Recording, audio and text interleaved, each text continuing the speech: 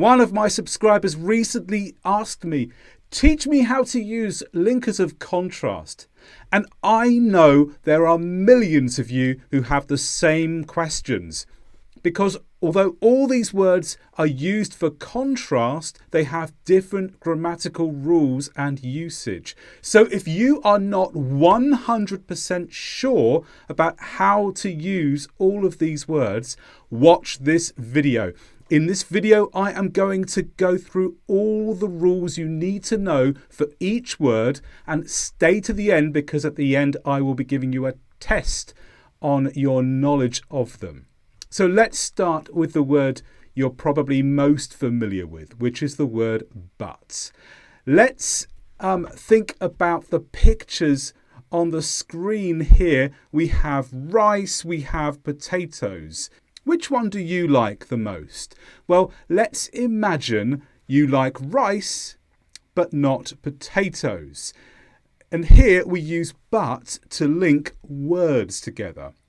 We can also use but to link phrases. I like eating rice, but not eating potatoes. So the phrase eating followed by the noun is contrasted with eating with the noun rice.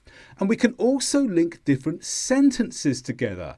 I like eating rice, but I don't like eating potatoes. So there's 3 different ways we can use but to link ideas where there is a contrast.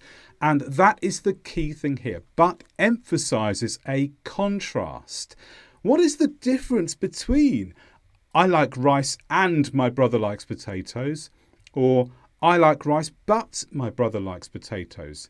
The only difference is the person speaking or writing is emphasizing the contrast. Sometimes you have to because the contrast is obvious. Sometimes you choose to because you want to show there is a difference. And but can also be used at the start of a sentence, but only informally. So if you need to write a sentence formally, don't use but in this way. If you're writing just a message between friends, it's absolutely fine to start a sentence with but. I like eating rice, full stop, but I don't like eating potatoes. Okay, that's but. Now let's move on to a similar word, which is however. But there are important differences you need to know between using but or however. Let's have a look. Again, we have the rice and the potatoes here. Now, however links the ideas in separate sentences, but it does not actually join the sentences. Look at the 2 examples here. She likes rice, full stop. However, comma, he likes potatoes. So here, however, doesn't join the sentences, but it shows a connection in the ideas. It shows the contrast between one sentence and another. We cannot use however in the same way as but to join 2 sentences. So we can't say she likes rice, however, he likes potatoes, joined with a comma. No, however needs to be in a sentence all of its own. We can also be flexible with the position of however. It doesn't have to start the sentence. So she likes rice, however he likes potatoes, but we could also say she likes rice, he likes potatoes, however. In fact, some people say it shouldn't start a sentence at all. I think in modern writing, people are more relaxed about this. You can put however at the start of the sentence or at the end, but be aware there are some people who say no, not at the start. So that's but, that's however. Let's move on to some other words now. In contrast and by contrast. Similar, but with a key difference. First of all, in contrast. This again links the ideas in sentences, but does not join the sentences. So similar to however, she likes rice, full stop, new sentence. In contrast to her, he likes potatoes. But you probably noticed a key difference here between however and in contrast. In contrast is often followed with the words with or to followed by a noun. And then the next clause comes afterwards. Just to recap, a clause is like a sentence, but a clause is any combination of words where you have a subject and a verb. He is the subject, likes is the verb in this case. So in our example, she likes rice. In contrast to her, and her is the person that we were speaking about in the previous sentence, then you add the information. He likes potatoes. Also, in contrast usually starts a sentence. What about by contrast? Well, it's similar to in contrast in many ways, but the big difference here is it's followed directly by the subject. Look at the two together. With in contrast, we use with her or to her. It's always in contrast with, in contrast to. But by contrast just goes straight to the subject afterwards. By contrast, he likes potatoes. Without with, without to. So in contrast, by contrast, useful phrases, key differences. Let's move on to on the contrary. Here's the first use of on the contrary. In this use, it's similar to however or in contrast or by contrast, and it links the ideas in sentences but does not join the sentences, and we sometimes use on the contrary in this way. But the main use of on the contrary is to confirm or add to a contrast. Look at the example here. She likes rice, however, he does not like rice. On the contrary, he likes potatoes. So here we have already established the contrast before going on the contrary. And this is by far the most common use of on the contrary in speaking or writing. While and whereas are also words we can use for contrast. While and whereas show a difference between two things in the same sentence. So she likes rice while he likes potatoes. She likes rice whereas he likes potatoes. So while and whereas are similar when they're in the middle. But there is a difference. While can start the sentence, whereas cannot.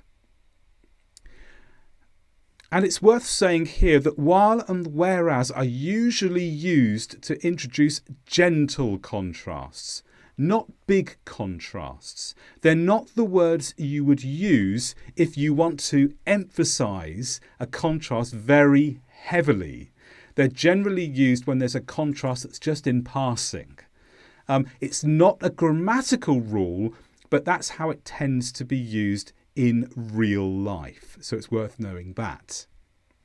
In the next set of contrasts, we're looking at words and phrases where there's a difference between two things and sometimes there's a sense of surprise.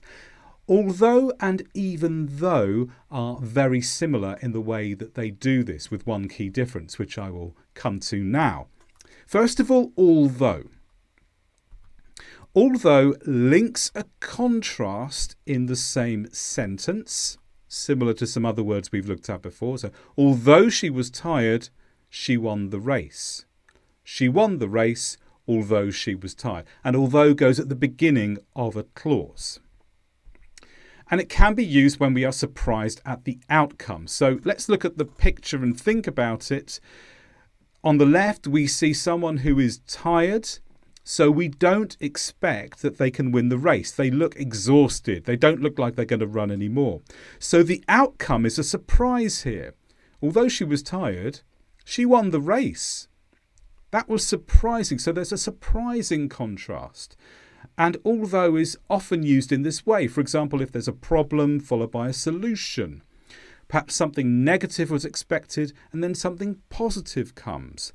But the thing that they all have in common is there's some element of surprise in many sentences with although. Not all of them, which I'll come to in a moment, but many times there's an element of surprise.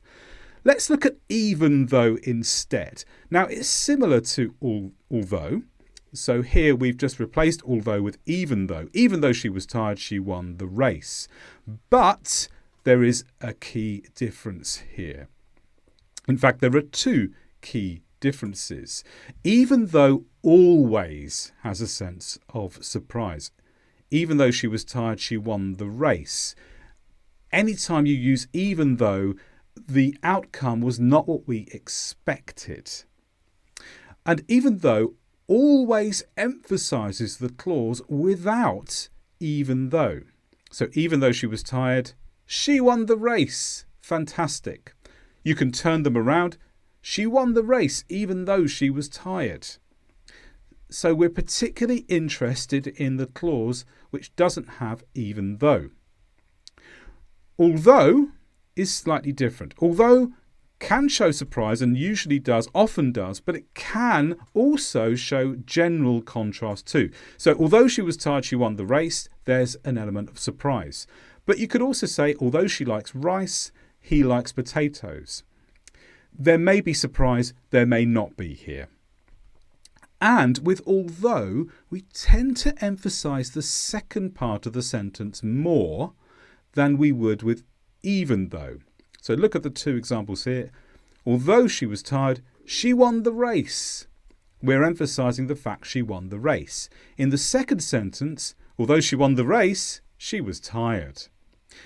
So in the first example, we end on a positive. She won the race. Fantastic. In the second one, we end on something slightly more negative. She won the race, but she was tired. Which is different to even though. Even though would always emphasize the part that the other clause has, not the clause with even though. There are other words we can use to express a sense of surprise or unexpectedness, and these are despite and in spite of. And again, there's a different grammatical rule for these phrases. Despite and in spite of both express surprise, as we mentioned, but they are followed by a noun. Despite her tiredness, she won the race. She won the race in spite of her tiredness. So after the words despite and in spite of, we have a noun phrase. Tiredness is a noun. We don't have a subject and a verb here. If we want to use a subject and a verb, we have to add the fact that. Then we can follow with a clause, a subject and a verb. Despite the fact that she was tired, she won the race. So here, she was tired is a full clause. She is the subject and was is the verb. And we can do the same with in spite of. Though has many meanings, and one of them is to show contrast. When though starts a clause, it links two clauses. She won the race, comma, though she was tired. Though she was tired, comma, she won the race. There's another use of though grammatically. When it finishes a clause, it does not link two clauses. So look at the example. She was tired. She won the race, though. So here we can put though at the end of a clause as well. When we do that, the two clauses need to be two separate sentences. So we've looked at all of these contrast words in detail. Next, we're going to have a short quiz where you're going to fill the gaps in sentences with these linkers of contrast to see how well you've learnt them. Before we do that, if you found this video useful, make sure you like the video and make sure you're subscribed to the channel so that you can get more videos like this from me afterwards. Okay, now on to our practice. There's 4 questions and you simply need to choose A or B to fill the gap. Okay, question 1 or part 1. There's a gap. They left early, comma, they still arrived late. Do we fill the gap with however or although? Think about it. And here comes the answer. Although they left early, they still arrived late. Remember, although links two clauses, but however can only be in a sentence of one clause. Number 2, he lost his keys. He had a spare set in his pocket. Followed by a gap. Is the gap followed by though or whereas?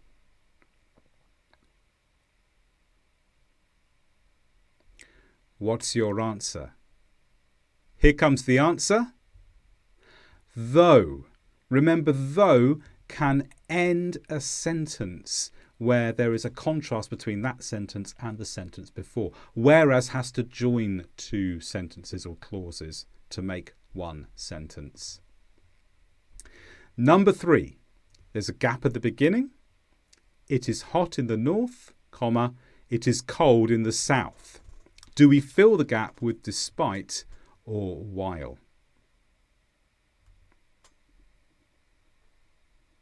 Think about your answer.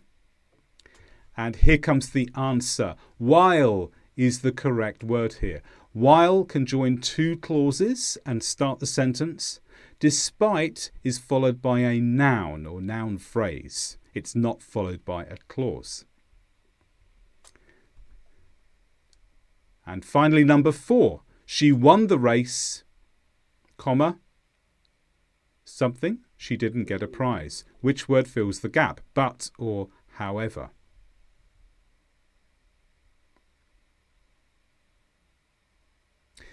Here comes the answer. It's but. But is used to join two clauses together. Again, however, must be in a sentence of its own. So I hope you found that really useful for understanding linkers of contrast. And if you want more grammar lessons from me, click on the link below.